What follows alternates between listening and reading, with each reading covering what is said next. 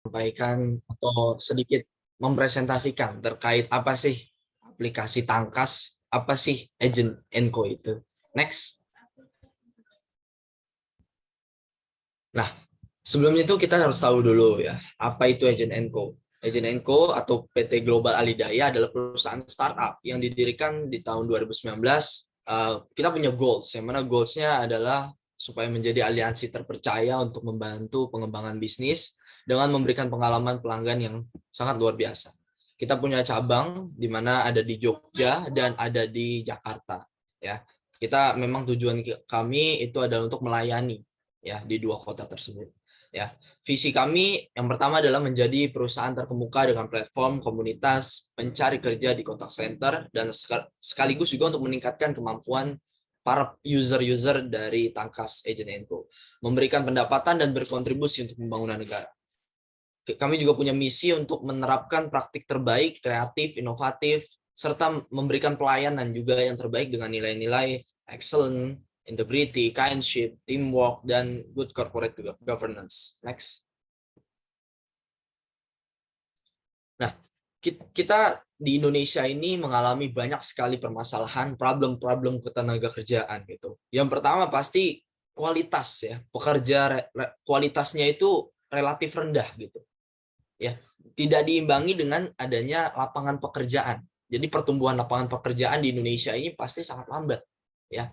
Sehingga nanti ujung-ujungnya penyaringan yang masuk ke pekerjaan-pekerjaan itu akan semakin sedikit juga gitu. Jumlah tenaga kerja yang banyak, ya persaingannya semakin ketat, gaji pekerja relatif rendah dan biaya untuk meningkatkan, ya meningkatkan apa? Meningkatkan skill dan juga mengasah skill yang saat ini masih sangat tinggi.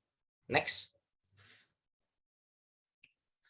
Maka dari itu kami ya dari pihak Agent Co menghadirkan satu platform, satu aplikasi yang bernama Tangkas by Agent Co, di mana ini merupakan platform training online yang berbasis mobile apps yang pastinya gratis nih. Dan di dalamnya itu berisi tentang pelatihan-pelatihan baik hard skill maupun soft skill. Ya, di mana di dalamnya juga terdapat lowongan pekerjaan, ada misi-misi yang bisa menambah penghasilan juga. Nah, aplikasi ini sangat cocok nih untuk fresh graduate, untuk siswa-siswa SMA atau pencari kerja ya, atau freelance bahkan profesional sekalipun. Ada benefit yang bisa didapatkan kalau teman-teman download Tangkas by Agent Co ini. Yang pertama gratis pastinya dan bisa diakses seumur hidup. Materi pelatihannya juga itu berjenjang ya, disesuaikan dengan kebutuhan. Makanya nanti kalau teman-teman download bakalan ada tuh, ada expert, ada level yang medium, ada yang level beginner. Jadi tersusun rapih gitu, berjenjang sesuai kebutuhan. Materinya juga disusun oleh expert content makers, dan ini yang paling berbeda dengan aplikasi lainnya, di mana aplikasi Tangkas ini kita bisa mengumpulkan poin dan nantinya bisa dikonversi menjadi uang. Seperti itu. Berikutnya adalah kita bisa juga untuk melamar langsung lowongan pekerjaan yang tersedia di aplikasi tersebut. Next.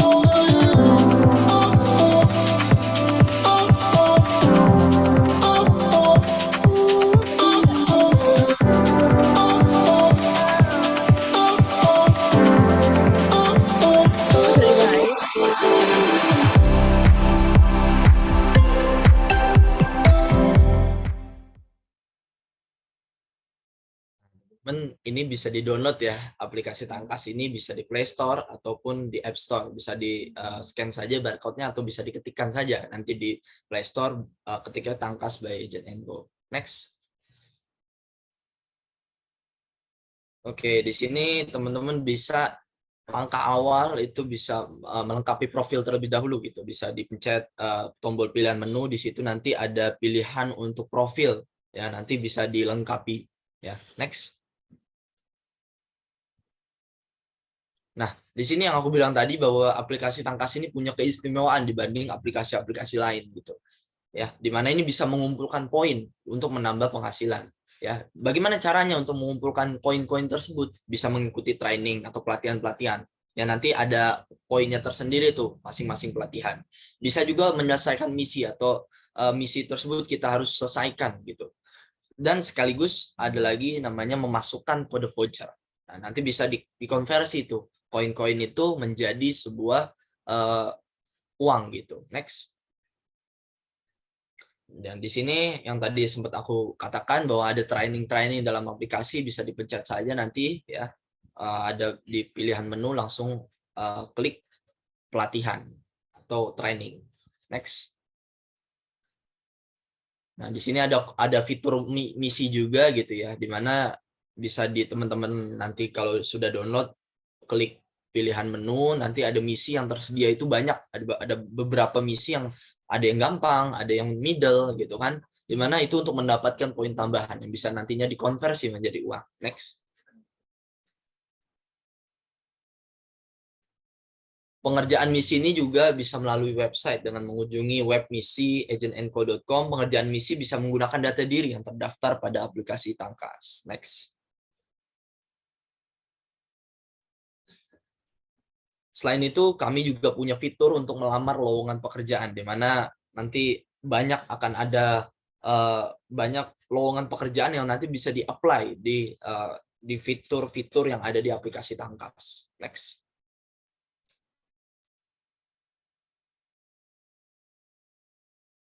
Pada sesi ini kita akan menjelaskan mengenai bagaimana ada fitur juga nih terkait dengan mencairkan koin yang tadi sempat kita kumpulkan. Koin-koin itu bisa dicairkan menjadi uang, di mana itu memerlukan minimal pencairan itu kalau sudah mencapai 55.000 koin. Next. Nah, di sini juga ada event-event yang bisa teman-teman ikuti dan bisa teman-teman daftar, yang pastinya bisa meningkatkan soft skill, meningkatkan skill-skill teman-teman, baik dari soft skill maupun hard skill teman-teman. Next.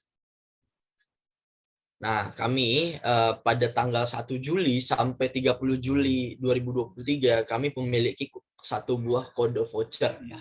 JUL 3 ya. Di mana kode voucher ini kalau teman-teman masukkan kode voucher ini, otomatis teman-teman bisa mendapatkan 5.000 poin.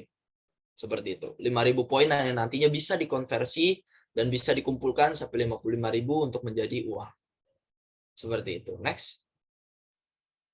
Teman-teman juga bisa gabung di Telegramnya Agent & Co, di mana kami di Telegram ini banyak sekali informasi-informasi yang sangat keren, baik dari lowongan pekerjaan, event-event yang pastinya me-upskill dan reskill dari teman-teman, dan juga peluang-peluang lain.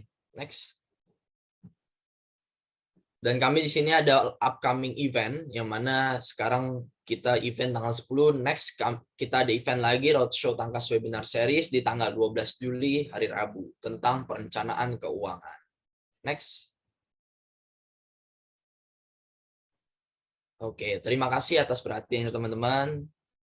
Wassalamualaikum warahmatullahi wabarakatuh. Selamat siang. Waalaikumsalam. Terima kasih Kak Rafli udah memberikan informasi yang penting banget nih untuk kita, karena ternyata ada mobile apps yang kita bisa meningkatkan skill kita. Terus di situ juga ada lowongan pekerjaan ya, udah nggak ecek-ecek lagi tuh untuk lowongan pekerjaannya, udah pasti valid. Terus kita bisa dapat cuan-cuan juga nih. Nah teman-teman jangan lupa untuk download ya aplikasi Tangkas by Agent & Co-nya. Oke teman-teman semuanya, sepertinya teman-teman udah nggak sabar banget mendengarkan materi pada hari ini. Tenang aja teman-teman semuanya, karena kita akan langsung mendengarkan materi seputar menghadapi era kecerdasan buatan dalam membangun karir. Nah, di sini materi ini akan disampaikan oleh Kak Gianli Immanuel Bagensa. Nah, beliau ini merupakan founder dan CEO dari Ruang Internasional, dan juga beliau merupakan tenaga ahli Jakarta Smart City nih teman-teman. Oke, tunggu apa lagi? Kita langsung aja nih, sapa Kak Gianli-nya. Halo Kak Gianli, apakah sudah ada di Zoom? Halo, halo Kak Halo, Lala, suaraku oke. terdengar jelas? Jelas, Kak, aman. Gimana nih kabarnya Kak Jianli? Alhamdulillah, puji Tuhan, kabar baik. Kak Lala gimana kabarnya?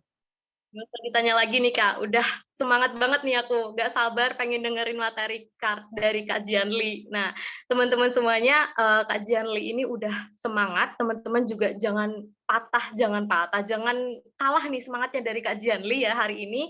Siapkan catatan untuk mencatat hal-hal penting dari Kak Jianli, dan untuk teman-teman yang ingin bertanya, nanti bisa bertanya melalui room chat atau raise hand ya ketika sesi Q&A. Nah, teman-teman, kita semuanya udah penasaran banget ya sama materinya. Langsung aja teman-teman semua dengarkan dengan baik menghadapi era kecerdasan buatan dalam membangun karir yang akan disampaikan oleh Kak Jianli. Nah, kepada Kak Jianli dipersilahkan. Oke, terima kasih sekali lagi Kak Lala dan tim Agent Co. Untuk sekian kalinya saya diundang kembali untuk berbagi, khususnya dalam Tangkas Webinar. Semoga di sesi hari ini, semoga bisa menambah pengetahuan dan kita sama-sama berbagi pengalaman ya untuk teman-teman sekalian yang sudah semangat banget ya, sekitar 257 orang hari ini bersama-sama kita belajar bersama di forum Agent Co. Dan sebelumnya mungkin aku agak itu duluan ya, maksudnya disclaimer duluan. Nanti mungkin aku menyiapkan satu merchandise khusus gitu ya dari Ruang Internasional, kaos premium kita. Jadi nanti kalau biasanya ya pertanyaan terbaik ya, kayaknya susah ya nyari pertanyaan terbaik karena pertanyaan di sini pasti bagus-bagus.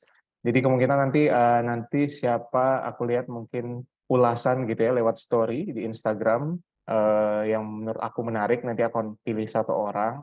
Jangan lupa untuk tag Agent Co dan juga Ruang Internasional. Nanti aku akan bantu pilih dan aku minta timku untuk satu nama siapa yang terbaik. Maka daripada itu kita harus memperhatikan sesi hari ini. Izinkan aku berbagi layar sebelumnya. Apakah sudah terlihat? Oke, sudah terlihat, Kak. Aku full screen dulu. Oke, sudah jelas ya. Jelas, aman. Baik, sebagaimana yang disampaikan oleh Ejenko gitu ya, materi yang akan dibawakan hari ini terkait dengan menghadapi era kecerdasan buatan atau artificial intelligence dalam pengembangan karir. Wah, berat banget nih ya materi kita, tapi nggak apa-apa, kita akan coba belajar dan diskusi santai. Teman-teman juga di sini pasti ada yang sudah tahu ataupun ada yang belum tahu, nggak apa-apa, kita sama-sama belajar di sini. Oke, sebelumnya memperkenalkan diri dulu, terlebih dahulu ya. Ada pepatah mengatakan tak dikenal maka tak disayang. Sebenarnya nggak benar sih juga ya. Tak dikenal maka harus kenalan biar biar dikenal dan juga disayang. Oke, perkenalkan diri. Nama saya Jianli Malbagensa, biasanya dipanggil Jianli. Dan untuk aktivitas saat ini, saya ada beberapa aktivitas ya, memang termasuk kategori anak yang produktif, cukup produktif gitu ya.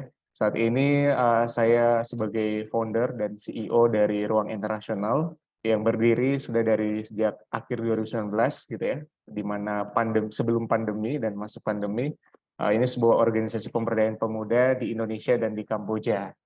Kemudian saat ini juga saya mempunyai usaha, kita mempunyai startup juga, yang juga berkembang dari Ruang Internasional. Kita mendirikan sebuah startup bernama Amri Indonesia, dan saat ini saya selaku direkturnya. Kemudian juga saya juga aktif bekerja di Jakarta Smart City sebagai tenaga ahli, khususnya yang mengurusi bagian komunitas, bagaimana masyarakat bisa mendapatkan akses terkait GovTech yang ada di DKI Jakarta.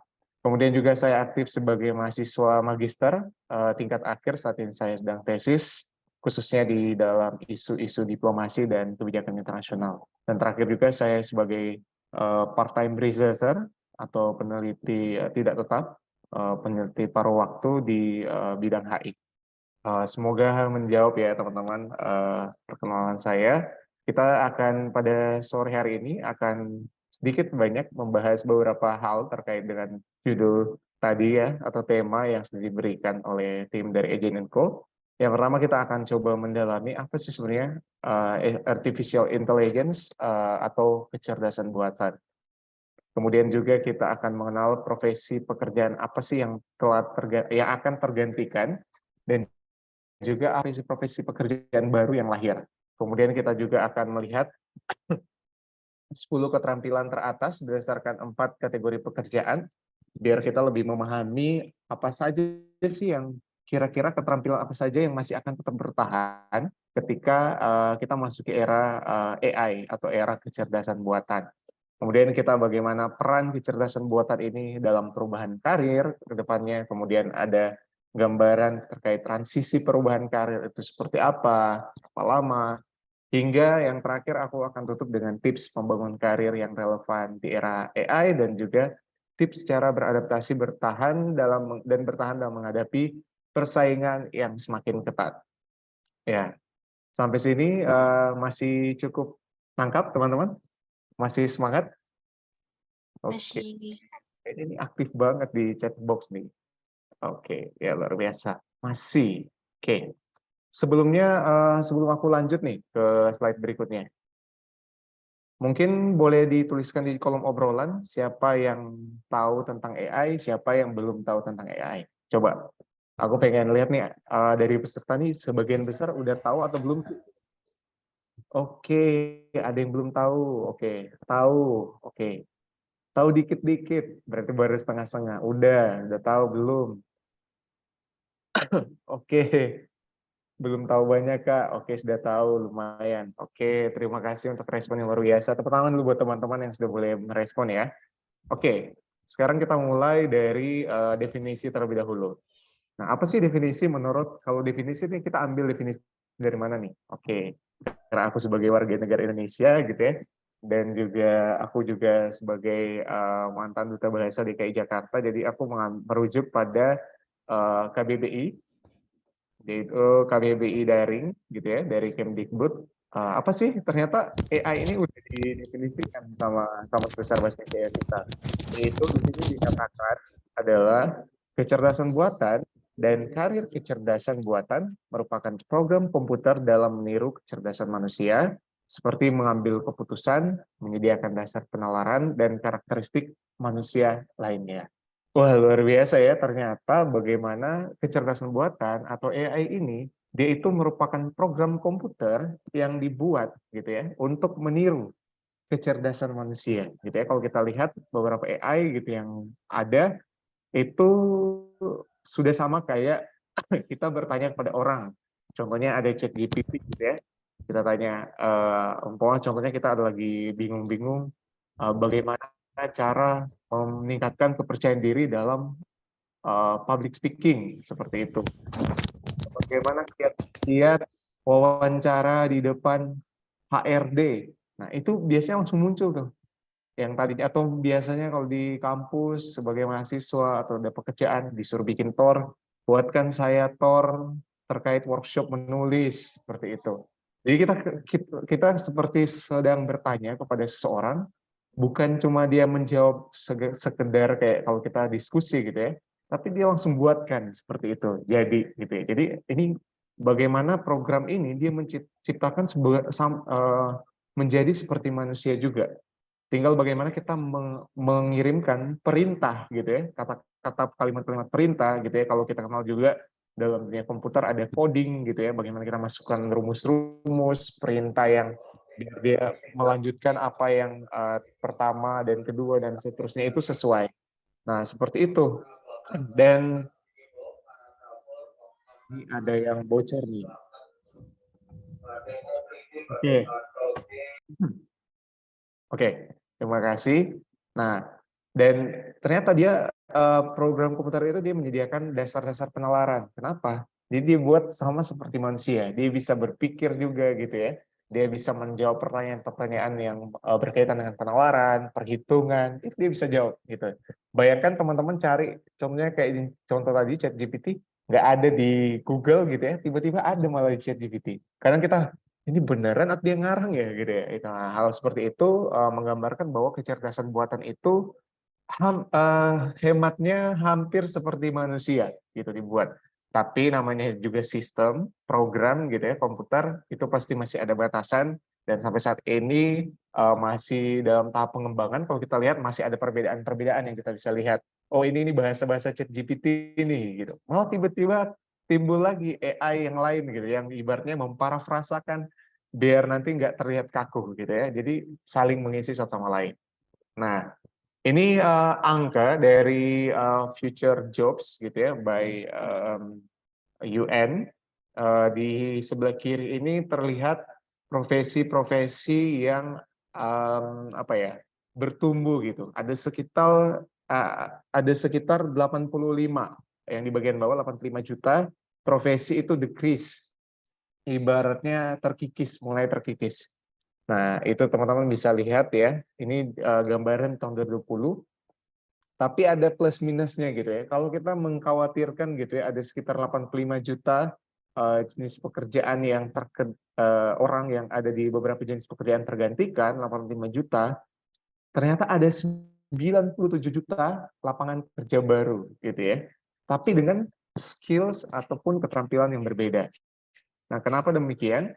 Karena ya itu, kita memasuki era disrupsi di mana ada perkembangan teknologi, kecerdasan buatan semakin real gitu, dan akhirnya menurut laporan ini dapat dilihat landscape job atau pekerjaan yang ada itu terjadi pergeseran atau perubahan.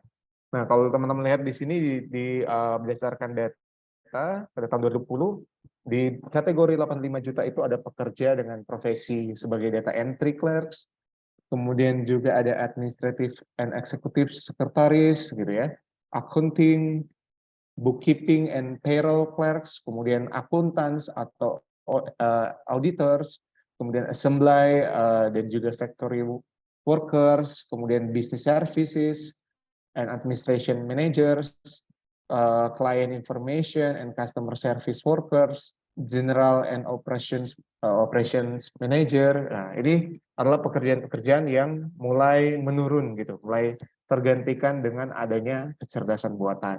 Terus kemudian di atasnya gitu ya, di atasnya itu ada 97 juta peluang pekerjaan baru. Nah, ini boleh diamati bareng-bareng nih. Apa sih profesi-profesi baru itu, teman-teman mungkin belum familiar ya gitu ya.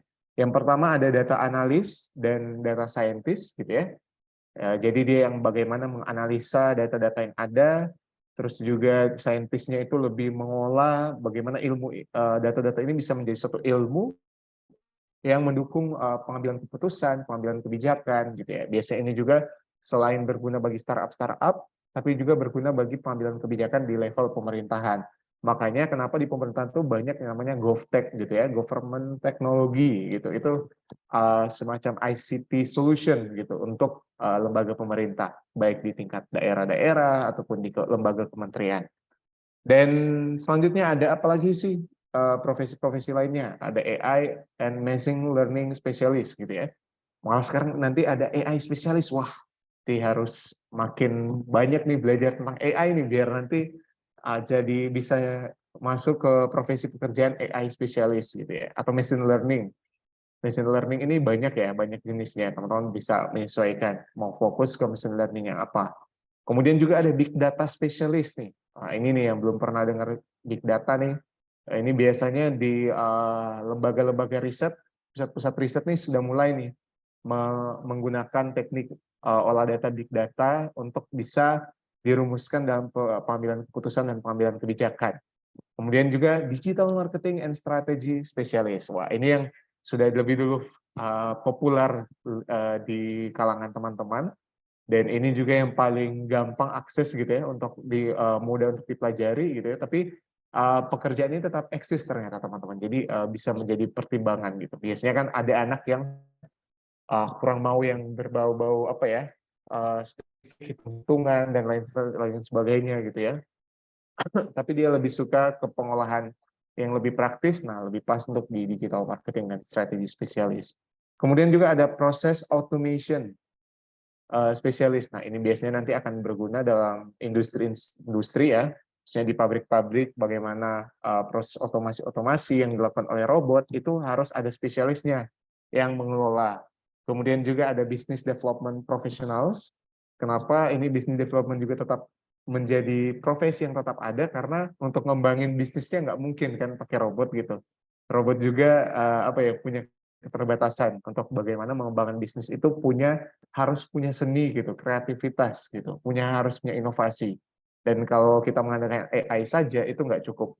Seperti itu, harus ada kombinasi. Kemudian apalagi teman-teman? Ternyata ada digital transformation specialist. Nah, kenapa nih ada nih profesi ini? Karena ternyata ketika suatu perusahaan, suatu lembaga pemerintah, ataupun apapun itu perusahaan atau instansinya, ketika dia mau masuk ke era digital, gitu ya, dia butuh proses untuk transformasi. Nah, untuk proses tersebut, dia nggak bisa langsung muluk-muluk, langsung kayak, oh, oke, kita digital semuanya besok, semua dari rumah, gini, nggak ada infrastrukturnya, nggak tahu sistem apa aja yang dipakai. Nah, ini digital transformation specialist sangat dibutuhkan. Nah, teman-teman harus mulai perbanyak nih berarti digital skill yang ada apa aja gitu ya, baik software, hardware, ataupun yang praktikal gitu ya. Teman-teman harus mulai pelajari gitu agar ketika bisa mengarah ke profesi-profesi yang baru ini. Kemudian apalagi teman-teman, ada information security analyst gitu ya. Wah, ketika berbicara tentang digitalisasi gitu ya, tentunya harus ada namanya keamanan digital atau digital security. Nah, hal itu bisa juga membantu bagaimana kita mengamankan data-data yang sudah sangat banyak, yang beredar, itu bisa diolah dengan baik, dan juga bukan dengan baik, tapi dengan bijak, yaitu datanya aman. Seperti itu. Kemudian ada software and application developers gitu ya. Kalau sekarang ini udah kayak apps developer gitu ya, atau website development, software development. Nah, itu boleh teman-teman mengarah ke sana, itu masih relevan juga. Terus ada satu yang unik juga, IoT specialist. Wow, gitu ya. Internet of Things yang kita lihat tadinya sebagai suatu isu, sekarang berkembang menjadi sebuah profesi. Wow. Bagaimana teman-teman lebih mendalami IoT ini akhirnya bisa menjadi suatu spesialis. Nah, kalau lihat di sebelah kanan, ini gambaran tahun 2020 gitu, dan nanti tahun 2025. Kalau di tahun 2020 teman-teman melihat di sini ada rate of automation gitu ya, kalau antara human dan mesin. Kalau di 2020 teman-teman lihat bahwa 67% itu lebih dominan menggunakan tenaga manusia. 33% baru menggunakan mesin. Itu berarti masih human menjadi yang pertama, menjadi yang mayoritas dominan dalam dunia kerja.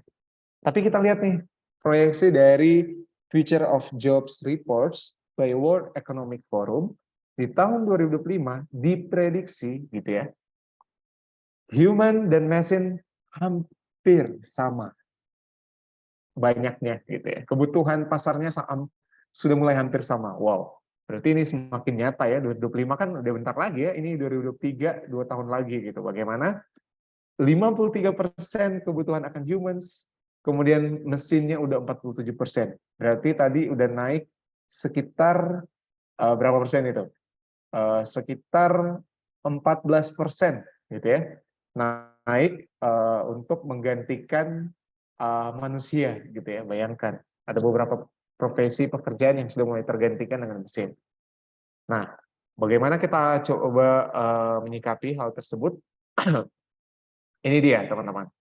Kita harus tahu apa sih 10 keterampilan teratas saat ini berdasarkan 4 kategori pekerjaan gitu. Jadi ini untuk memudahkan kita bagaimana kita mengolah keterampilan-keterampilan apa yang perlu tetap kita kembangkan, kita terus upayakan agar menjadi salah satu soft skill kita atau menjadi skills kita. Ini terbagi dalam beberapa bagian. Yang pertama, kategori pekerjaan yang berkaitan dengan problem solving. Apa aja itu teman-teman? Kita mulai lihat. Kalau problem solving itu yang pertama ada terkait dengan analytical thinking gitu ya, and innovation. Ini berarti profesi-profesi yang berkaitan dengan riset gitu ya, development, kemudian analis gitu ya, analis. Ini adalah profesi-profesi atau pekerjaan-pekerjaan yang masih dibutuhkan karena dia harus butuh problem solving.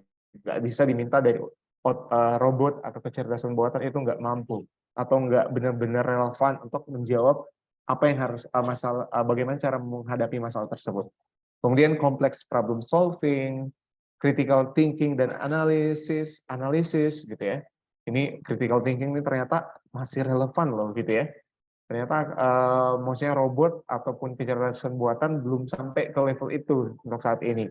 Sampai ke critical thinking gitu ya. Kemudian creativity, apalagi originality. Originality ini berarti original, hal-hal yang sesuatu yang original yang tidak dibuat-buat oleh robot gitu ya. Hal-hal yang original itu masih berkaitan dengan bagaimana keterampilan ini sangat dibutuhkan untuk menunjang pekerjaan-pekerjaan yang ada di era kecerdasan buatan. Inisiatif gitu ya. Nah, ini rasa-rasa ini harus terus keterampilan ini harus ditumbuhkan oleh teman-teman. Kemudian juga ada berbau reasoning gitu ya, yang berkaitan dengan alasan, problem solving, dan ideation. Nah, ini masih tetap dibutuhkan. Kemudian apalagi? Ada self management ini. Pekerjaan-pekerjaan yang berkaitan dengan manajemen diri gitu ya, baik active learning and learning strategies gitu ya, bagaimana mengembangkan kurikulum ini ya, soal-soal dan lain sebagainya itu ternyata masih dibutuhkan gitu ya, skillnya itu learning platform dan lain sebagainya. Kemudian ada resilience, kemudian stress tolerance gitu ya, flexibility. Ternyata hal-hal ini tetap dibutuhkan di era kecerdasan buatan. Kemudian apalagi? Ada kategori pekerjaan working with people gitu ya. Apa yang dibutuhkan berarti? Teknologi use gitu, penggunaan teknologi harus kita perdalam keterampilannya. Monitoring dan kontrol skills seperti itu kita harus tetap terus kembangkan. Kemudian apalagi desain teknologi gitu ya, desain IT gitu ya, desain programming ini tetap harus juga asah oleh kita atau bisa menjadi salah satu fokus keterampilan yang harus kita punya. Kemudian yang terakhir adalah teknologi use and development gitu ya. Khususnya ini bagaimana kita menggunakan teknologi ini untuk pengembangan gitu ya. Biasanya seperti tadi yang dibilang, kalau yang working with people itu ini agak kebalik berarti. Oke. Working with people itu adalah leadership and social influence. Jadi bagaimana kepemimpinan itu sampai kapanpun ternyata nggak bisa tergantikan dengan robot gitu ya.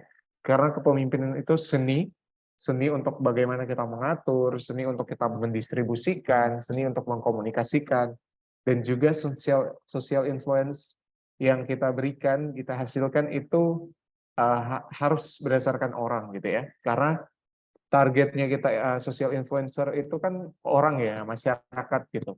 Dan yang bisa tahu itu dia relevan, dia cocok, dia bisa diterima oleh masyarakat, itu harus orang juga gitu. Jadi itu adalah keterampilan-keterampilan yang memang harus kita punyai saat ini.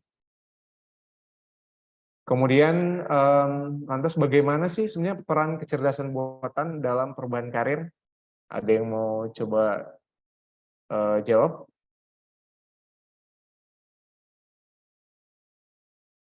Oke, ya. Oke. Ini agak susah ya. Oke. Ya.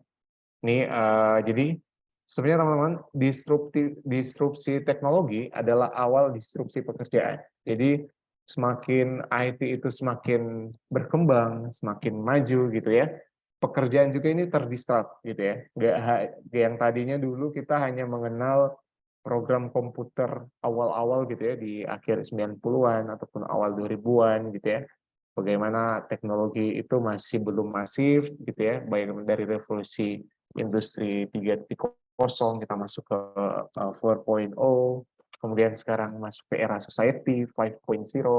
Nah, ini disrupsi teknologi ini akan membuat juga disrupsi di setiap pekerjaan. Pekerjaan-pekerjaan kayak contohnya hal yang mudah kita bisa jadikan contoh adalah petugas di gerbang tol gitu ya. Dulu mereka itu banyak orang, setiap petugas gerbang tol itu ada orangnya gitu, bisa bayar tunai dan lain sebagainya. Tapi sekarang coba lihat, sebagian besar malah langsung pakai kartu gitu, tanpa harus ada petugas, itu langsung di-tap gitu seperti itu. Hal-hal seperti itu yang menjadi contoh bagaimana perkembangan teknologi itu mendisrupsi beberapa profesi pekerjaan. gitu ya. Seperti saat ini juga ya, profesi customer service juga beberapa perusahaan besar udah menggantikan dengan chat robot gitu ya, robot chat gitu ya. Meskipun ya masih ada kekurangan yang kita tahu juga, chat robot ini belum bisa menjawab semua permasalahan yang ditanyakan gitu ya. Ada permasalahan khusus karena chat robot hanya terkesan jawabannya itu statis gitu ya. Jadi sama semua, nggak ada yang pengembangan. Nah, makanya di celah-celah seperti itu menjadi peluang untuk kita bisa mengisi bagaimana perubahan-perubahan profesi pekerjaan gitu ya, yang tadi mungkin kita yang melakukan secara teknis, tapi berikutnya bukan kita lagi yang secara teknis, tapi kita hanya mengolah, kita hanya mengoperasikan, seperti itu. Jadi ada perubahan-perubahan. Kemudian, nah ini data juga dari World Economic Forum juga yang saya coba rangkum ya buat teman-teman. Ini menggambarkan transisi perubahan karir. Nah, buat teman-teman yang mungkin belum bekerja ya, gitu ya, nanti mungkin ini bisa menjadi salah satu apa ya, bocoran ketika teman-teman lulus gitu ya, teman-teman bisa ikut-ikut pelatihan-pelatihan atau mempersiapkan diri, kurang lebih gambarannya seperti ini. Begitu juga teman-teman yang nanti berhenti bekerja ataupun pekerjaannya sudah tergantikan dengan robot, kemudian mulai menyesuaikan dengan skills baru. Nah, ini langkah-langkahnya. Berapa banyak sih waktu yang harus diperlukan gitu ya untuk membangun skills baru gitu ya, skills-skills digital skills atau online skills baru. Nah, dari data yang dirangkum itu pertama itu sekitar 1 sampai 2 bulan gitu ya untuk orang-orang yang bekerja di bidang people and culture sebagai content writing, sales, and marketing skills gitu ya. Keterampilan-keterampilan ini dapat dipelajari agak cukup cepat ya, sekitar 1 sampai 2 bulan. Ini bisa menjadi pertimbangan teman-teman gitu ya. Kan beda-beda ya, apa ya, fokus atau passion ataupun ketertarikan terhadap suatu profesi gitu ya, atau suatu skills. Jadi tinggal disesuaikan. Atau mungkin ada yang lebih mementingkan kayak, oh pokoknya secepat mungkin yang aku pilih gitu. Mau di apa itu, mau pilih yang nggak lama-lama gitu belajarnya. Oh berarti milihnya yang 1 sampai 2 bulan. Tapi ada yang mau lihat dari profesi atau skillsnya ini keren nih gitu. Nggak apa-apa deh agak lama gitu ya. Oke. Mungkin boleh ke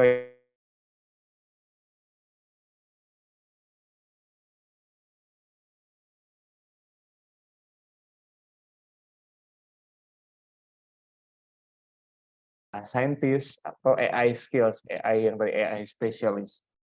Nah, itu agak lama juga, mungkin sekitar 2 sampai 3 bulan. Dan yang terakhir, gitu ya, ini agak lebih complicated lah, bisa dibahasakan.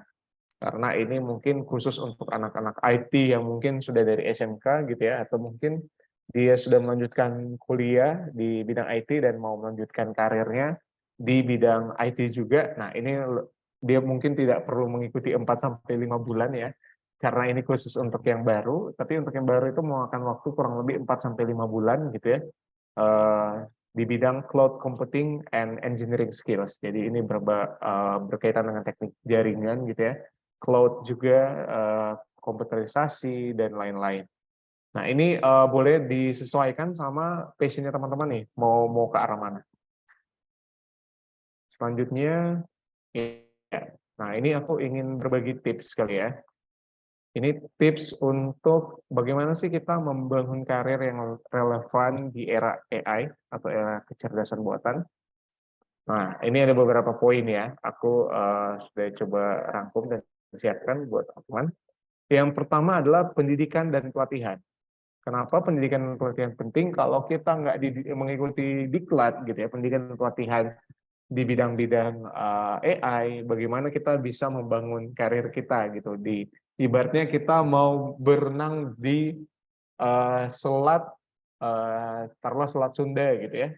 Gimana kita belum pernah turun gitu, kita belum pernah ikut pelatihan menyelam atau pelatihan-pelatihan khusus, tapi kita sudah bisa langsung diterjunkan di Selat Sunda gitu di tengah-tengahnya. Nggak mungkin kan. Jadi ibarat seperti itu, jadi harus ada persiapan. Persiapannya itu adalah kita harus membekali diri dengan mengikuti pendidikan, baik itu formal atau informal, dan juga pelatihan. Nah, pelatihan ini biasanya banyak macam gitu, tahap pelatihan. Biasanya ada terspesifikasi pelatihan apa gitu ya. Yang penting berkaitan dengan AI, selagi teman-teman merasa itu bisa membantu, itu adalah hal yang baik. Kemudian jangan lupa spesialisasi nih. Kan AI itu luas ya gitu. Mau spesialisasi di bidang apa gitu ya? Apakah di lebih berkaitan dengan data gitu ya, atau product development kah? Atau mungkin kayak tadi bagian otomasi kontrol atau monitoring and control gitu. Banyak banget ya kalau teman-teman explore lagi ya. Karena berbicara tentang program komputer itu banyak banget yang berkaitan gitu ya. Jadi teman-teman harus memiliki spesialisasi. Jangan banyak tahu gitu, tapi tidak ada satu yang tahu khusus gitu. Karena ketika kita punya satu spesialisasi gitu, itu akan semakin menarik untuk kita menjadi kita akan semakin baik gitu karena lebih fokus ke satu keterampilan. Kemudian pemahaman tentang konsep AI itu harus juga terus diperbanyak gitu ya. Sekarang banyak ada di YouTube, ada di kegiatan-kegiatan, kemudian juga ada di buku-buku literasi, beberapa literatur gitu ya, online literatur, kemudian juga ada di mana lagi banyak tempat untuk kita cari tahu tentang AI, konsep-konsep AI. Kemudian keterampilan teknis juga harus terus dimiliki ya, karena keterampilan teknis ini akan mendukung keterampilan utama kita, gitu ya, skills kita. Karena tanpa keterampilan teknis kita kurang baik untuk bisa mengembangkan kemampuan utama kita atau keterampilan utama kita. Kemudian juga ikuti beberapa proyek gitu dan yang terkait dengan AI gitu ya. Mungkin baik dia lomba, kompetisi, ataupun apa itu startup, dan lain sebagainya. Dan itu akan menambah portofolio teman-teman. Dan ketika mau mencari pekerjaan, akhirnya teman-teman sudah punya portofolio. Dan portofolio ini penting ya teman-teman, bukan kayak, oh yang penting saya lulusan pendidikan IT, gitu ya, teknologi informasi, udah pasti saya terima gitu. Kalau nggak ada portofolio, teman-teman akan diragukan gitu. Apalagi kompetisi sekarang semakin sengit ya, maksudnya semakin besar, semakin kompetitif. Teman-teman harus perbanyak lewat portofolio, proyek-proyek tadi. Kemudian jaringan dan kolaborasi. Kenapa nih jaringan dan kolaborasi perlu gitu?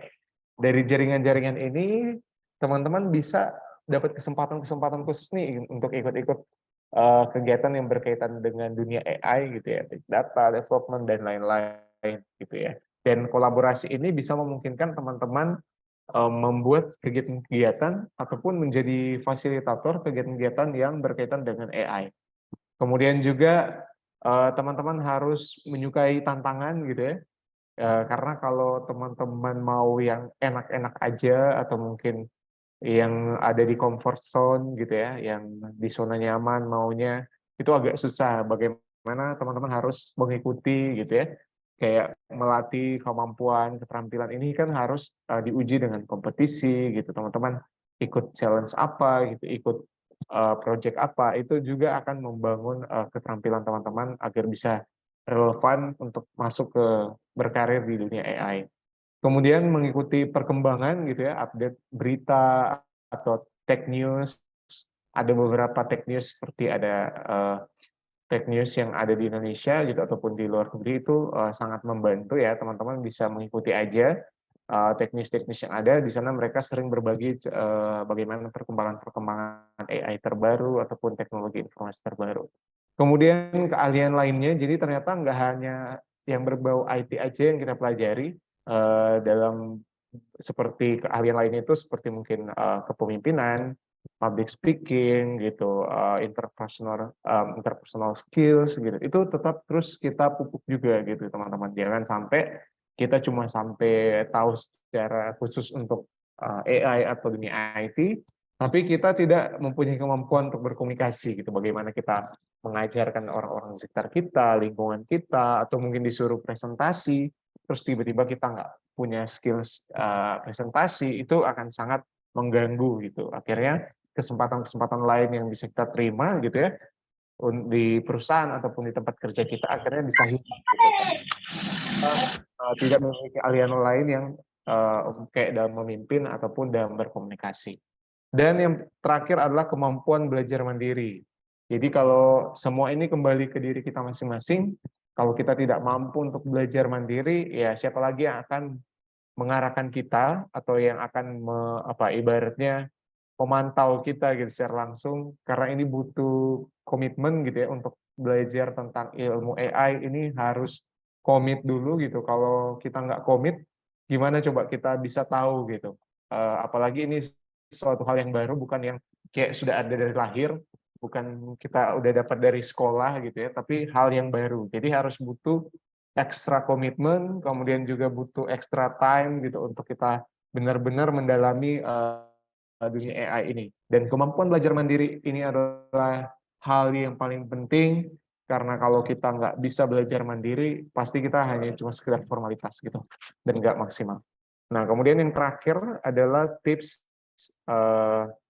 bagaimana kita bisa bertahan gitu ya, dari beradaptasi dan bertahan dalam menghadapi persaingan yang semakin ketat di era kecerdasan buatan ini.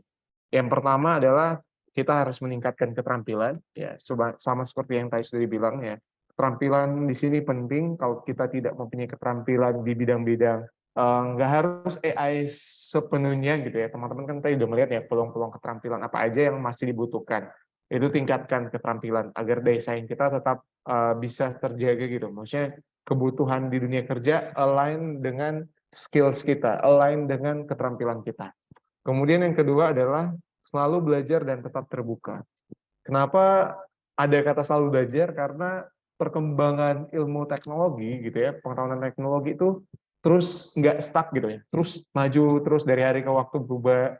Yang tadinya cara belajar mungkin kayak dulu kita berdasarkan kurikulum gitu ya, ini ujian, ulangan gitu, pengayaan dan lain sebagainya, tiba-tiba udah MBKM yang harus ambil studi di luar program studi gitu ya, ambil kuliah di luar background studi, harus ambil magang di perusahaan, harus ke luar negeri, banyak penyesuaian gitu. Dan kita harus tetap terbuka dalam hal ini adalah teman-teman dituntut untuk bisa adaptasi.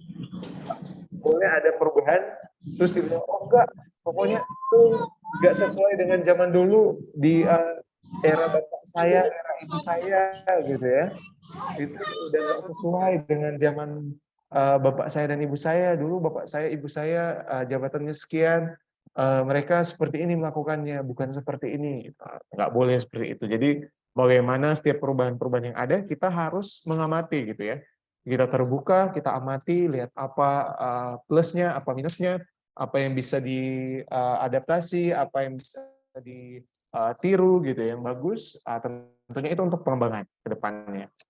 Kemudian kita juga kembangkan kemampuan analitis dan pemecahan masalah gitu ya. Ini berkaitan dengan tadi ya, salah satu keterampilan yang teratas gitu ya, berada di posisi teratas yaitu problem solving skills gitu ya. Ini analytics ability gitu, harus teman-teman terus kembangkan, dan juga pemecahan masalah, karena ini nggak bisa selalu mengandalkan robot gitu untuk bisa menjawab hal tersebut. Perlu campur tangan manusia, yaitu dalam pemikirannya untuk memecahkan masalah-masalah yang ada di sekitarnya. Kemudian jalin jaringan dengan profesional di bidang AI. Ya. Kenapa? Karena bagaimana kita mau ekspor di bidang AI kalau kita bergaulnya contohnya dengan, bukan mau menyudutkan ya beberapa profesi. Contohnya kita lebih banyak mengikuti kegiatan-kegiatan seni budaya gitu ya. Lebih banyak mengikuti kegiatan lingkungan gitu ya. Jadi kalau memang kita mau berkarir di dunia AI, kita juga harus komit. Jaringan profesional yang kita bangun adalah orang-orang yang berkecimpung atau berkompetensi di bidang artificial intelligence seperti itu. Kemudian, ya ada lagi. Nah, yaitu kreativitas dan inovasi juga dibutuhkan gitu ya. Karena namanya kreativitas dan inovasi itu sangat dibutuhkan, meskipun udah ada robot ataupun kecerdasan buatan, program-program komputer, sistem-sistem yang sangat complicated dan lain sebagainya, tapi kreativitas dan inovasi manusia juga masih dibutuhkan. Apalagi juga kita tetap fleksibel dan siap menghadapi perubahan seperti yang disampaikan tadi. Fokus pada keahlian yang dapat ditingkatkan. Jadi teman-teman pilih tadi kan ada beberapa keterampilan ya.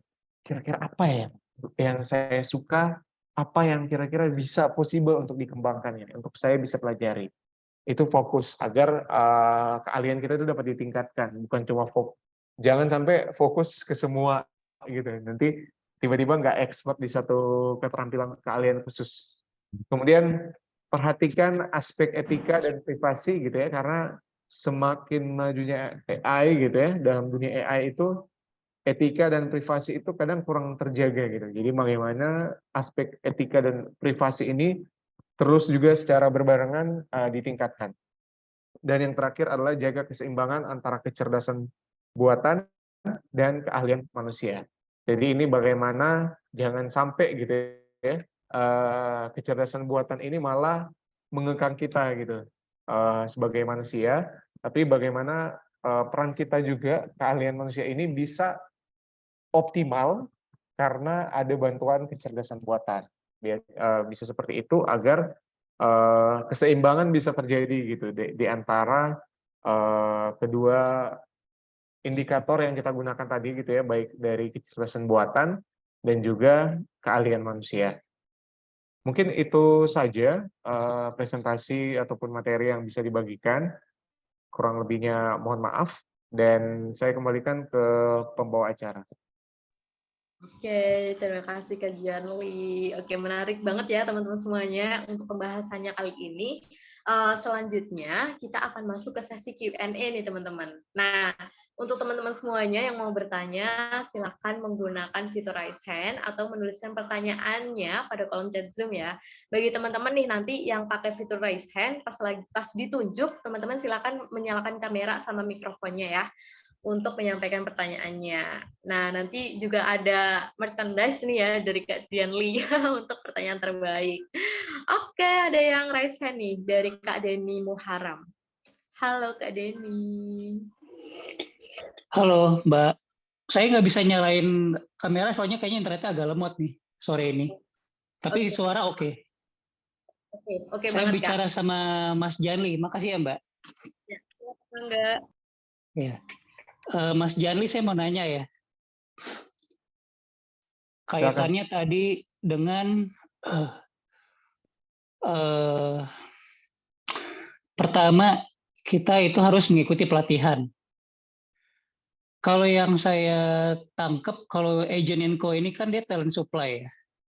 Talent supply dan dia punya database dari orang-orang yang registrasi untuk ikut webinar. Maksud saya kenapa nggak dibikin pelatihan soft skill yang tentang AI ya dari Agent & Co. Itu satu sih. Maksudnya pertanyaan saya, bisa nggak sih dari Agent & Co itu ada pelatihan khusus untuk AI? Nah, terus untuk yang spesifik ke Mas Janli adalah, kalau mungkin saya minta dielaborate aja sih ya, yang soal jaga keseimbangan antara kecerdasan buatan dan keahlian manusia. Mungkin saya minta dijelasin yang lebih detail, jaga keseimbangan antara kecerdasan buatan dan keahlian manusia terkait dengan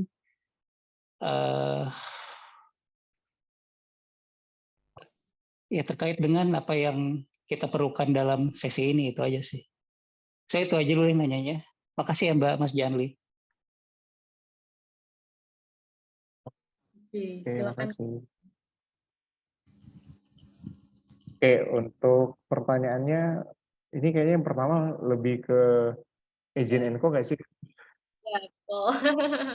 Mungkin Kak Lawan jawab dulu yang pertama.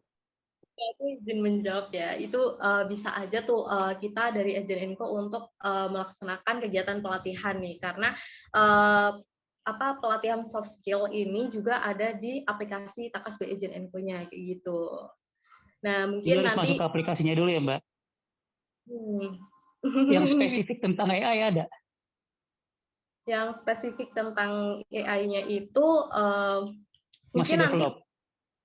Nanti Mas Janli jadi ininya ya, hostnya. Oke, sip. Oke Mbak, thank you. Nggak, itu penting sih, karena menurut saya Agent & Co ini kan supply manpower ya, basically seperti itu, ke company-company. Cuma maksud saya kalau misalnya pengembangannya ini lebih ke soft skill kayak seminar begini nanggung. Saran saya sih masuknya udah langsung spesifik. Langsung kalau misalnya mau AI, digital marketing gimana, terus data analis gimana, yang relate dengan posisi-posisi yang berkembang, yang increase di era AI ini. Itu aja sih. Thank you ya, Mbak. Oke, terima kasih atas masukannya ya Kak ya, atas sarannya. Mungkin nanti dari kami akan didiskusikan lagi, akan ada diadakan kayak gitu. Oke, untuk selanjutnya mungkin Kak Janli untuk pertanyaan selanjutnya. Ya, mungkin aku coba kasih contoh yang lebih mudah dipahami kali ya, Kak Denny ya tadi ya. Mungkin Silakan, contoh Mas. keseimbangan antara peran kecerdasan buatan dan juga keahlian manusia yang bisa kita sering, mungkin yang sudah kita bisa amati secara langsung saat ini, contohnya di dunia customer service, gitu ya. Beberapa instansi, baik perusahaan swasta ataupun lembaga pemerintah, saat ini sudah melakukan pengembangan layanan chat robot seperti itu.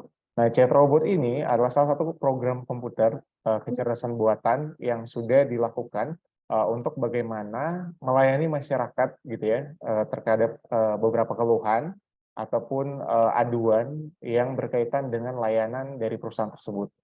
Nah, ketika kita menanyakan beberapa hal tersebut kan udah langsung dijawab ya.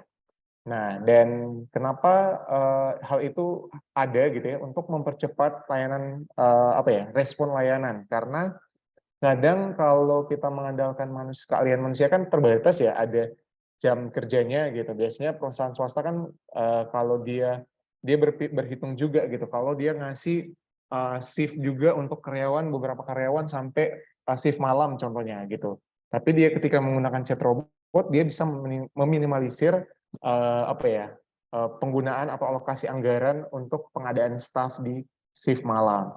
Nah, maka daripada itu kenapa bicara keseimbangan, chat robot ini nggak bisa mampu menjawab semua pertanyaan dari customer.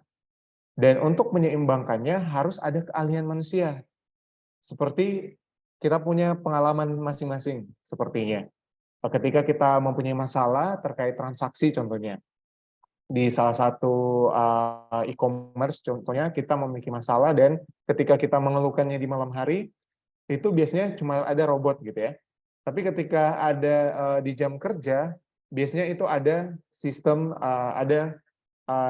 yang mengarahkan ke customer service live gitu, live customer service. Dan itu karena ketika kita tidak menemukan jawaban atau kita kurang puas gitu ketika kita cuma dijawab dengan sistem AI robot, nah kita bisa lanjut dengan customer service yang langsung gitu. Dan itu sangat kenapa keseimbangan itu harus dijaga, karena namanya customer juga bukan robot gitu ya, customer orang gitu ya, customer service itu orang dan harus dilayani juga salah satu unsur-unsur keluarnya itu harus berkaitan dengan interaksi secara langsung dengan manusia, seperti itu. Kemudian aku mungkin lebih spesifik menggambarkan ya bagaimana keseimbangan yang terjadi dalam layanan masyarakat. Kebetulan saya bekerja di GovTech gitu ya. Kebetulan di Jakarta Smart City itu kita punya aplikasi, namanya aplikasi Jaki. Kalau teman-teman di Jakarta paling sudah familiar ya. Namanya Jakarta Kini gitu ya. Nah, contohnya adalah ketika kita berbicara tentang layanan aduan masyarakat. Di Jakarta dulu kalau kita tahu ada layanan yang secara langsung gitu ya, atau kita komen di media sosial yang ada. Tapi kita pernah mendengar dulu yang viral-viralnya ada laporan ke balai kota gitu ya. Jadi ada gubernur yang menerima secara langsung, aduan langsung direspon dan lain sebagainya. Itu kan berarti mengandalkan keahlian manusia. Nah, di sini ternyata ada lahir sistem gitu ya, di mana di aplikasi Jaki ini diprogramkan layanan aduan. Jadi tanpa harus kita datang ke kantor balai kota gitu ya, kita hanya umpama kita di jalan menemui, oh ini ada sampah numpuk nih gitu. Kita ambil HP aja menggunakan aplikasi Jaki, kita buka, kita foto, kita lapor gitu ya, lapor adukan gitu. Nanti setelah kita lapor langsung secara otomatis terdata dan itu akan masuk dulu di tingkat kelurahan sekitar di mana terjadi masalah itu atau ada aduan kita. Kemudian nanti akan diproses nih dari dinas-dinas terkait itu akan melihat nih, ada langsung ada sistem lagi nih namanya CRM gitu untuk yang dipakai oleh para dinas-dinas OPD terkait yang ada di Jakarta untuk bisa mengontrol aduan gitu. Jadi mereka akan lapor, mohon ditindaklanjut, dioper lagi, dia berkaitan dengan lingkungan, dinas lingkungan hidup gini.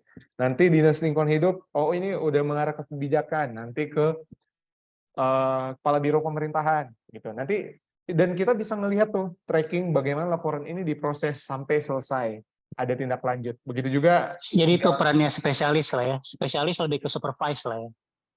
Kurang lebih kayak gitu ya, Mas. Iya. Jadi maksudnya itu kenapa saya menggambarkan sih lewat cerita yang ada di kantor saya. Jadi salah satunya juga ada jalan rusak seperti itu sampai aduan itu sampai jalan itu diaspal lagi itu diproses terus dalam sistem. Dan kalaupun Jadi intinya itu Jaki sampai secara sekarang ada yang manual, monitor dong ya? Kalau yang iya, Mas ceritain. Oke. Saya iya, pikir udah nggak ada yang monitor soalnya slow response. Oke. Pertanyaan saya udah kejawab kok. iya. Thank you ya, Mas. Oke. Ya mungkin itu ya, semoga menjawab. Terima kasih. Baik, terima kasih atas pertanyaannya, Kak. Nah, selanjutnya di room chat ada pertanyaan juga nih, Kak Janli, dari Alfia Sabia. Izin bertanya, Kak, pengalaman positif dan negatif apa yang pemateri rasakan dengan adanya AI? Nah, mungkin aku sambil nambah pertanyaan lagi ya, Kak. Gimana sih cara Kakak tuh menghadapi pengalaman negatif yang Kakak rasakan kayak gitu? Ya, silakan. Oke, terima kasih. Tadi pertanyaannya dari siapa, Kak? Dari Kak Alfia Sabia. Kak Alvia Sadia sama pertanyaan titipan Kak Lala ya. Oke, untuk positif negatif menggunakan AI, ada sih gitu ya. Aku udah beberapa kali coba beberapa fitur AI yang saat ini yang sangat familiar, baik dari sangat familiar, ada yang nggak terlalu familiar gitu ya. Yang sangat familiar itu berkaitan dengan ChatGPT gitu ya. Nah, kalau ChatGPT yang positifnya sangat membantu hal-hal teknis gitu ya. Umpama kita mau belum pernah buat SOP gitu ya. Teman-teman arahkan aja gitu. Yang penting perintahnya spesifik, itu dia akan buat sedetail mungkin. Itu salah satunya positif gitu ya. Maksudnya hal-hal teknis itu sangat bermanfaat. Tapi kalau kalian cari hal-hal yang berkaitan dengan riset gitu, maksudnya untuk mendukung umpama penulisan skripsi atau membuat jurnal, nah itu sangat belum direkomendasikan gitu. Mungkin untuk saat ini sistemnya belum secanggih itu gitu ya. Jadi beberapa kali aku membantu teman-temanku untuk mencoba explore jauh tentang ChatGPT, sama ada keterbatasan di situ. Kayak umpama meskipun perintahnya udah spesifik, carikan buatlah konsep ini dengan referensi yang jelas gitu.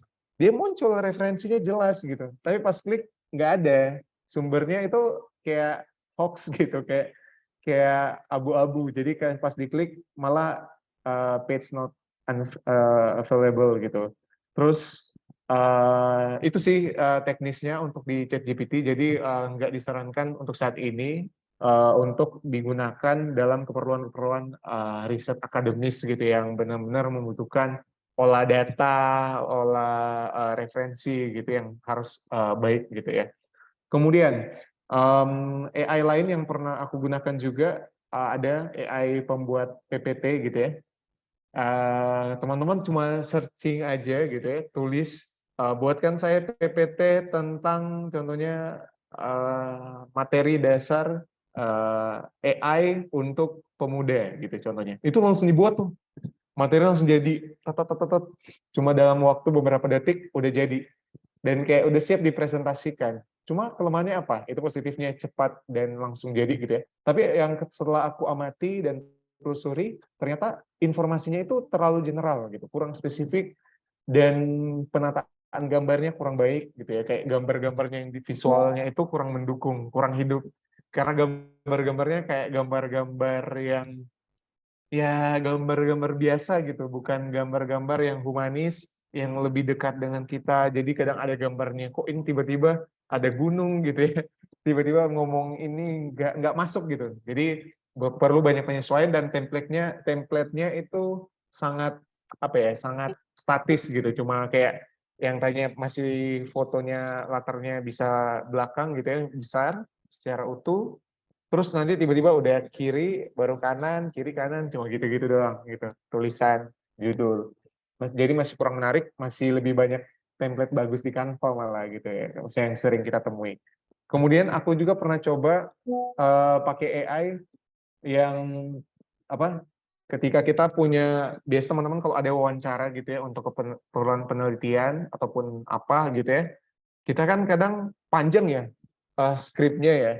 Dan dulu kan kita sering menggunakan kayak jasa gitu ya. Siapa nih yang bisa nih mau nih 1 jam percakapan harganya berapa gitu. Umpama kayak 1 juta gitu ya untuk jasa. Sekarang ada AI-nya gitu. Jadi tinggal masukin audionya, nanti dia akan muncul tuh skrip percakapannya. Memang masih ada tipe-tipe sih minusnya, tapi kurang lebih menggambarkan gitu. Nah, kalau untuk negatifnya dari itu, ya itu kadang kita harus 2 kali banyak apa ya, ibaratnya harus ada proofreading gitu sampai beberapa kali, karena jangan sampai kita percaya gitu tiba-tiba ada yang miss gitu dari percakapan yang ditangkap oleh AI ini, itu bahaya gitu. Apalagi ini kan biasanya percakapan ini keperluan penelitian, jadi itu sih yang aku bisa sharing. Terus untuk negatifnya, bagaimana cara menangkal itu, aku lebih banyak karena belajar sih. Jadi kayak belajar, explore tentang AI ini, kurangnya di sini, berarti kurang cocok untuk dipakai ini gitu. Jadi, oh ini masih cocok untuk pakai ini. Itu sih nggak lebih kayak bagaimana aku buat dia tetap positif sih, tapi lebih memilah ternyata sampai mana nih kemampuan AI ini bermanfaat buat saya. Seperti itu. Mungkin menjawab ya Kak Lala dan Kak Alfia ya tadi. Oke, menjawab Kak. Oke, jadi harus dipilih sama dipilah ya Kak ya, mana yang lebih menguntungkan buat kita. Jadi jangan sampai kita kayak dirugikan sama AI itu sendiri kayak gitu ya Kak ya. Oh. Oke, mantap. Oke, terima kasih Kak Alfia atas pertanyaannya. Selanjutnya kita skip ke Kak Imran Rosyadi. Kak, seberapa jauh batasan suatu karya ilmiah menggunakan AI tanpa melanggar hak cipta? Oke, Silakan Kak. ini kayaknya berkaitan dengan tadi nih. Berkaitan dengan hak cipta ya. Hak cipta kan itu sesuatu yang sudah diatur dalam undang-undang, dan ketika suatu karya udah ada hak ciptanya, itu kan bisa dituntut di jalur hukum ya. Nah, tapi kalau bicara tentang tergantung sih ya, kalau menurut aku kayak AI ini memberikan informasi apakah yang berkaitan dengan tekstual, ataupun dia dalam bentuk suara gitu ya, atau dalam bentuk apa dulu gitu. Karena sampai saat ini belum secara spesifik ya undang-undang kita mengatur tentang apakah kayak biasanya kita bilang kan plagiarism ya, plagiat ya gitu ya. Aksi-aksi kutipan yang tidak menggunakan referensi. Nah, sedangkan plagiat aja sekarang itu, sedangkan plagiat ya, gitu. Ini aku bicara tentang plagiat dulu. Plagiat aja itu belum ada undang-undang yang secara spesifik gitu ya, ada hukuman terhadap itu. Biasanya cuma dalam lingkup universitas atau lembaga pendidikan, sanksi sosial atau sanksi-sanksi yang teknis gitu sifatnya. Tapi kalau untuk secara umum belum ada. Nah, apalagi yang berkaitan dengan contohnya AI, ChatGPT aja gitu ya, kita gunakan gini-gini, selagi dosen nggak tahu gitu ya, ini kalau ada gap pemanfaatan teknologi informasi, itu akan jadi suatu hal yang yang akan dilakukan terus-menerus gitu, ketika para pengajar ini tidak juga dibekali dengan edukasi terkait itu. Tapi kan kalau pengajarnya udah tahu, biasanya ada dosen yang sebenarnya, saya tahu kamu cari di mana gitu ya, maksudnya dia langsung tahu gitu. Tapi kan ada banyak yang enggak gitu, kurang teredukasi. Jadi kayak ya kembali ke masing-masing sih, apakah dia tetap masih mengandalkan analytical thinking-nya, atau dia maunya yang simple-simple aja gitu.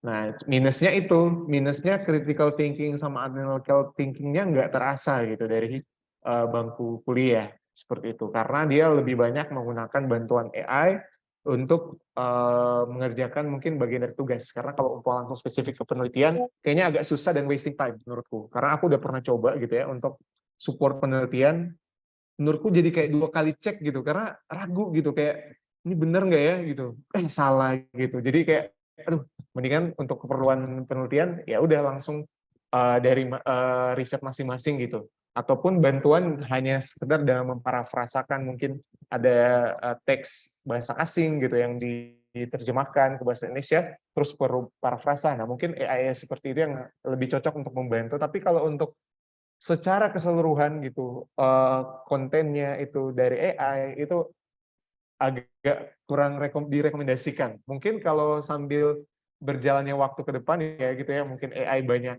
penyesuaian gitu ya, kayak sistem-sistem kan mungkin karena dia mungkin baru standar gitu ya. Tiba-tiba dia udah mungkin, wah udah generasi keberapa, itu mungkin nanti suatu waktu mungkin bisa gitu ya. Tapi kalau untuk sekarang belum direkomendasikan sih. Dan kalaupun itu nanti bisa gitu, nah ini jadi tantangan baru di dunia pendidikan gitu. Bagaimana bisa mengimbangi itu gitu. Karena orang akan percuma gitu untuk kayak ini diajar dosen dan lain sebagainya, tapi siswa atau mahasiswa sendiri bisa langsung membuat riset penelitian sendiri gitu dari AI tanpa harus berpikir buat konsultasi dan lain sebagainya. Itu sih kalau dari aku. Semoga menjawab ya. Terima kasih Kak Gianli, terima kasih Kak Imran atas pertanyaannya. Oke, selanjutnya ada pertanyaan lagi nih Kak, dari Kak Syarif Amil Sam. Selamat siang Kak, saya Syarif dari Makassar mau bertanya Kak, apa solusi atau cara menghadapi kecerdasan buatan yang kian meningkat dalam kehidupan sosial sehingga mempengaruhi manusia dalam dunia kerja dan mengancam keamanan digital? Nah, terus pertanyaan selanjutnya, apakah negara Indonesia yang memiliki penduduk dengan pengangguran sebanyak 7,9 juta dapat sesuai dalam menggunakan sistem AI dalam dunia kerja? Oke, itu pertanyaan dari Kak Syarif Amil Sam. Ya, aku boleh jawab satu-satu. Kayaknya pertanyaannya berat-berat ya. Yang pertama dulu deh, Kak, boleh diulangi? Biar aku langsung jawab aja dulu. Solusi atau cara menghadapi kecerdasan buatan yang kian meningkat dalam kehidupan sosial sehingga mempengaruhi manusia dalam dunia kerja dan mengancam keamanan digital. Oke.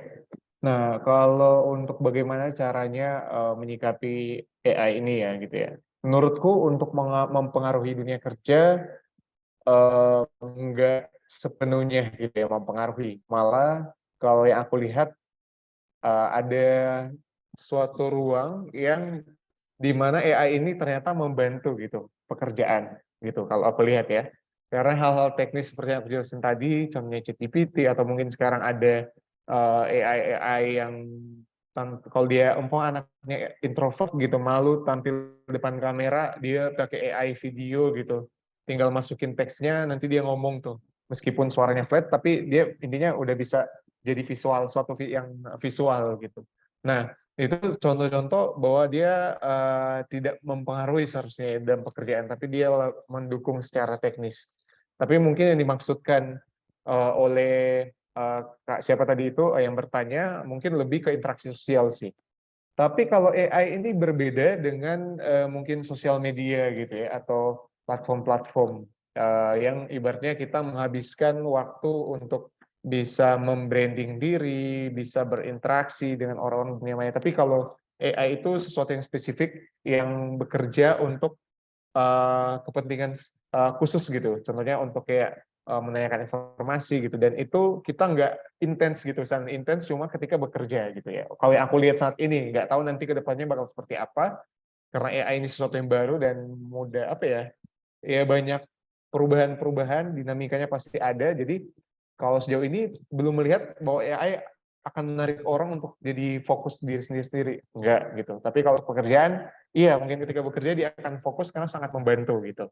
Dan kalau untuk bagaimana mencegah gangguan keamanan digital gitu ya, nah ini adalah isu baru yang penting menurutku daripada yang tadi itu, yaitu keamanan digital ya. Karena kita masuk, contohnya ChatGPT ketika viral gitu ya, banyak situs-situs atau influencer yang ngomong juga selain ChatGPT gitu kan, kayak kita ngomong terkait fitur-fiturnya, orang-orang jadi tergoda gitu kayak, keren nih, pengen coba gitu. Nah, tapi orang belum berpikir kan, apakah itu aman? Data kita ketika login, daftar, apakah aman? Belum ke situ gitu, karena orang lagi tergiur dengan fiturnya. wah dia nanti bisa bikin ini, bikin itu. Nah, ini yang perlu kita catat adalah bagaimana ketika masuk dunia dengan penuh apa ya, segala hal berkaitan dengan AI itu perlu adanya literasi digital juga.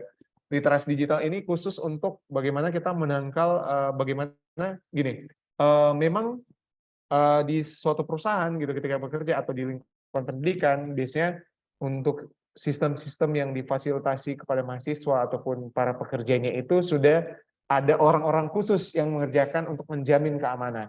Tapi kita juga perlu keamanan sendiri gitu. Maksudnya kita kan punya aktivitas yang di luar dari kerjaan, luar dari studi kita, lingkungan kampus kita gitu. Jadi bagaimana edukasi terkait kita bisa aman dengan keamanan data kita sendiri, privasi data kita sendiri, itu kembali lagi kita perlu ada literasi khusus yang berkaitan dengan hal tersebut. Nah, literasinya dapat di mana? Saat ini sudah canggih ya, teman-teman bisa cari di YouTube gitu, bisa dicari di banyak online literatur, banyak di di postingan-postingan juga gitu, sangat banyak yang edukasi tentang itu ataupun komunitas-komunitas khusus. Tinggal pertanyaan terakhir adalah apakah kita mau belajar tentang itu? Apakah kita mau mengisikan waktu untuk teredukasi tentang itu? Kalau kita cuma iya-iya aja, cuma bertanya-tanya tanpa kita menyisipkan waktu untuk concern tentang itu, ya nggak bisa kita berpartisipasi untuk menjaga keamanan digital kita gitu, karena kita nggak teredukasi. Jadi ya kita hanya mengikuti perkembangan teknologi, memakai, menggunakan, tapi kita tidak tahu itu aman atau enggak, karena kita tidak mau teredukasi atau tidak mau belajar tentang hal tersebut. Itu sih Kak, semoga menjawab yang pertama. Silakan yang kedua. Jadi literasi digital itu penting banget ya Kak ya. Nah, sebelum kita ke pertanyaan selanjutnya nih, teman-teman nanti yang tadi banyak banget ya yang tanya, nah teman-teman bisa banget untuk raise hand dulu ya teman-teman semuanya, biar bisa memperbesar peluang teman-teman untuk mendapatkan merchandise nih dari Kak Jianli. Oke, aku tunggu teman-teman sambil raise hand ya. Kita langsung ke pertanyaan selanjutnya dari Kak Syarif Amilsam yang kedua nih. Apakah negara Indonesia yang memiliki penduduk dengan pengangguran sebanyak 7,9 juta dapat sesuai dalam menggunakan sistem AI dalam dunia kerja? Nah, Oke. gitu. Ya, silakan. Untuk pertanyaan ini, kalau ditanya apakah sesuai atau nggak sesuai, ya mungkin saat ini kita belum bisa jawab sekarang ya, karena AI ini masih adalah sesuatu yang baru dan masih apa ya, yang tahu itu masih mayoritas di kota-kota besar. Sementara di daerah aja untuk ke industri 4.0 aja masih survive gitu ya, masih fighting gitu mereka. Jadi untuk bisa jawab sesuai atau nggak sesuai juga, sebenarnya dari saya pribadi juga nggak bisa jawab sebenarnya sesuai atau nggak sesuai dengan kontekstual keadaan atau karakteristik orang Indonesia saat ini gitu. Tapi dengan proyeksi ke depan kita di tahun 2045 adalah dengan penduduk dengan total mayoritas itu adalah usia produktif yang itu generasi muda, menurutku ada kemungkinan untuk bisa maksimal gitu. Karena yang paling gampang untuk diedukasi adalah pemuda gitu. Pemuda, generasi milenial, generasi Z gitu yang nanti di beberapa tahun ke depan gitu ketika Indonesia berada pada bonus demografi, kita akan berusaha mengolah itu semaksimal mungkin gitu ya. Jadi bagaimana pertanyaan ini harus dibalikan lagi kepada kita, sejauh mana kita berperan untuk bisa meningkatkan literasi digital untuk orang-orang di sekitar kita, apakah sudah jalan atau belum gitu. Apalagi yang menjadi prihatin buat saya pribadi adalah orang-orang yang ada di daerah-daerah gitu ya.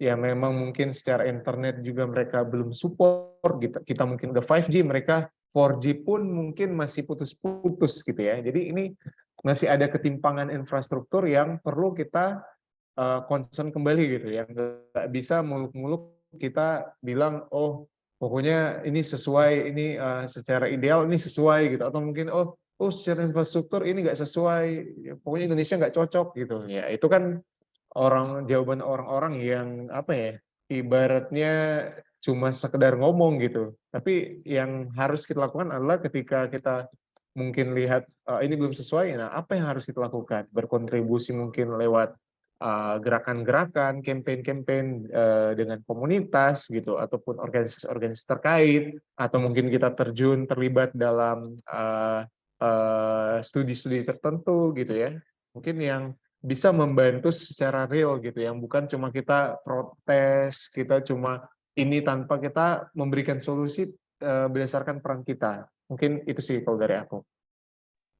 Baik, terima kasih Kak. Jadi untuk sesuai atau enggak sesuainya itu kita nggak bisa jawab ya, karena yang namanya AI itu pasti bakalan berkembang dan berkembang kayak gitu. Pasti ada perubahan-perubahan. Oke, nah ini ada yang raise nih Kak. Ini pertanyaan terakhir ya teman-teman. Nanti kalau mau diskusi mungkin dari Kak Jianli bisa share sosial medianya atau linknya untuk bisa diskusi bareng sama penanya yang belum berkesempatan dapat jawabannya Kak. Ya, sebenarnya masih di layar sih. Jadi nanti boleh teman-teman mau di mana aja gitu ya. Tinggal klik link tree slash Jianli Bagensa, jadi tinggal cari aja medsos yang paling teman-teman suka. Silakan Kak Gusti. Kak Gusti untuk pertanyaannya. Bisa open mic sama open cam.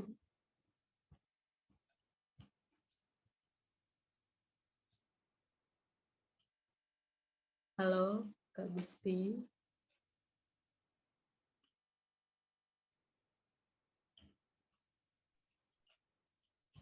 Apakah sudah terhubung? Wah, sepertinya terpental nih, Kak. Iya. Kita yang lain? mungkin teman-teman yang mau raise nih bisa langsung nih. Aku tungguin nih 10 detik. 1, 2, 3, 4, 5. Oke, sepertinya nggak ada nih, Kak. Kita skip ke yang room chat aja ya, Kak ya. Oke, ini ada pertanyaan nih dari Kak Husno.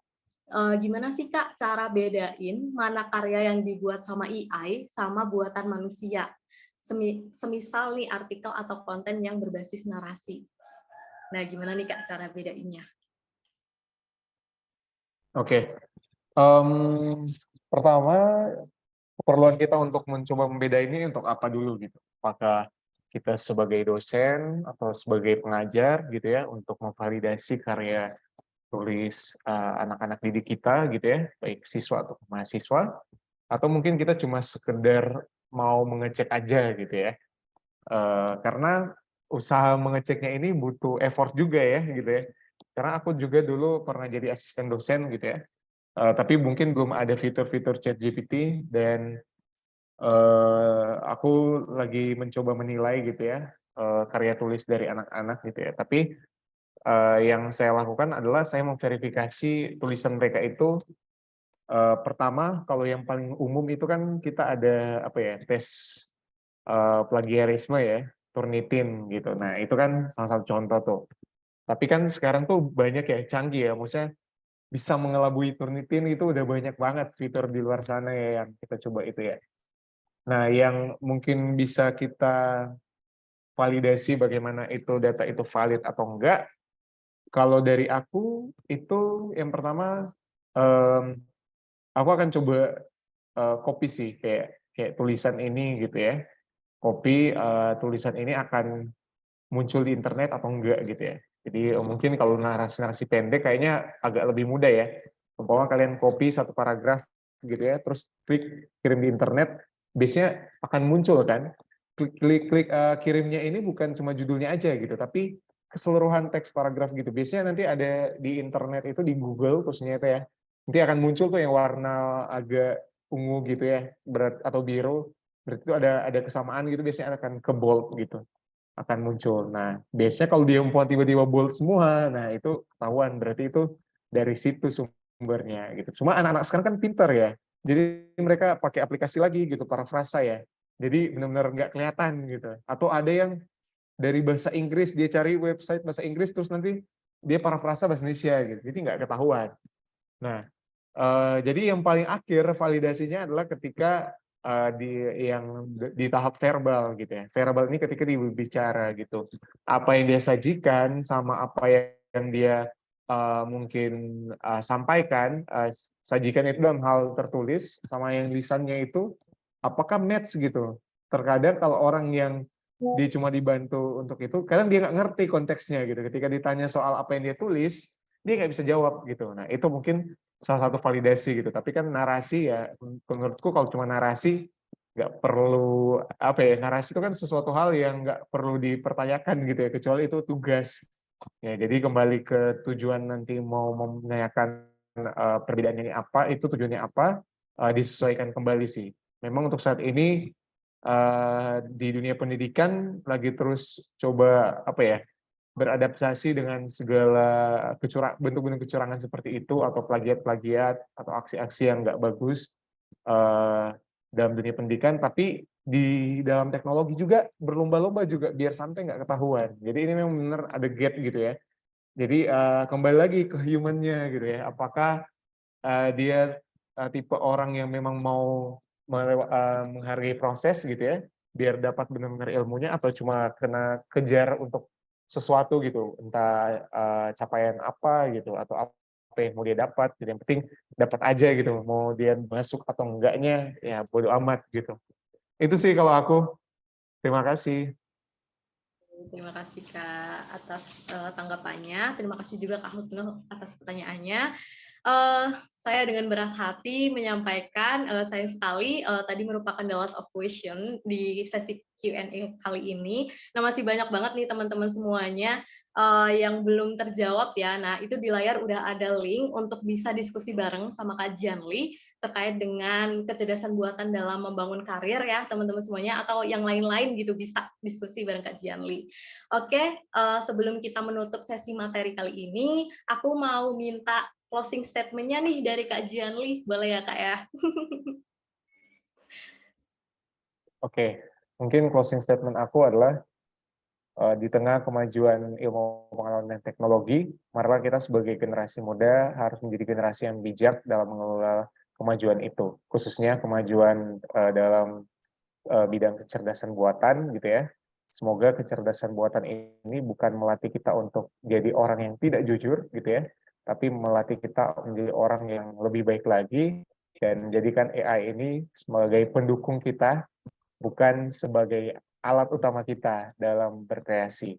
Mungkin itu aja Kak dari aku. Terima kasih untuk Ejenko, dan semoga semuanya dianugerahkan kesehatan ya untuk beraktivitas, dan sukses selalu. Terima kasih. Terima kasih Kak Jianli. Mari bijak dalam berteknologi. Oke.